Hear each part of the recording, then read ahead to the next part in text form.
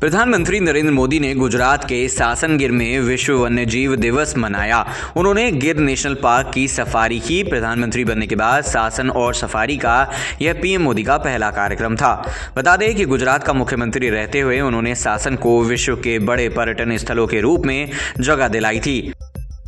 Safari के बाद वह सुबह 10 बजे सासन के सिंह सदन में वन्य जीव बोर्ड की अध्यक्षता करेंगे, जिसमें कुल 47 सदस्य हैं। इनमें सेना प्रमुख, विभिन्न राज्यों के सदस्य, एनजीओ, वन सचिव आदि शामिल हैं। इसके बाद वह दोपहर 12 बजे सोमनाथ मंदिर पहुंचेंगे। वहां पर दर्शन करने के बाद पीएम मोदी राजकोट से दोपहर 3 बजे दिल्ली के लिए रवाना होंगे।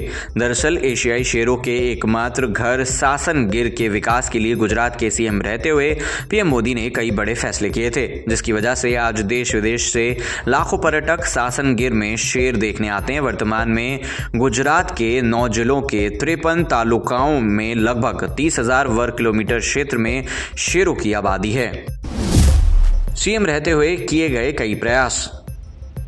प्रधानमंत्री नरेंद्र मोदी ने गुजरात के सासन गिर में रहने वाले एशियाई शेरों के संरक्षण और गिर क्षेत्र के समग्र विकास के लिए कई प्रयास किए। उन्होंने स्वयं 2007 में गिर वन क्षेत्र का दौरा किया था और वहां की स्थिति के बारे में जानकारी प्राप्त की थी।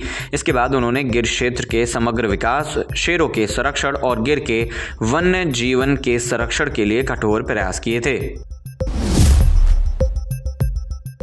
2007 में शेर के शिकार की घटना के बाद गुजरात सरकार ने जूनागढ़ में ग्रेटर गिर वन्य जीव संरक्षण टास्क फोर्स डिवीजन की स्थापना की, जिसका उद्देश्य वन्य जीव अपराधों की निगरानी करना, खुफिया जानकारी एकत्र करना और एशियाई शेरों और एशियाई शेरों के क्षेत्र में रहने वाले अन्य वन्य जीवों के संरक्षण को मजबूत करना था।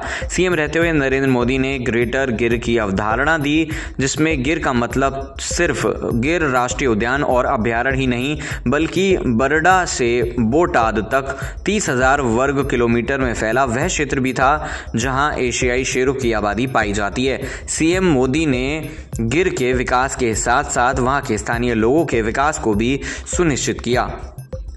गुजरात सरकार ने शेर संरक्षण प्रयासों को बढ़ाने के लिए वन्य पनु मित्र योजना की शुरुआत की थी। इस पहल का उद्देश्य जागरूकता बढ़ाना, शेरों और अन्य वन्य जीवों की गतिविधियों पर नजर रखना तथा बचाव कार्यों और संरक्षण प्रयासों में वन विभाग की सहायता करना है।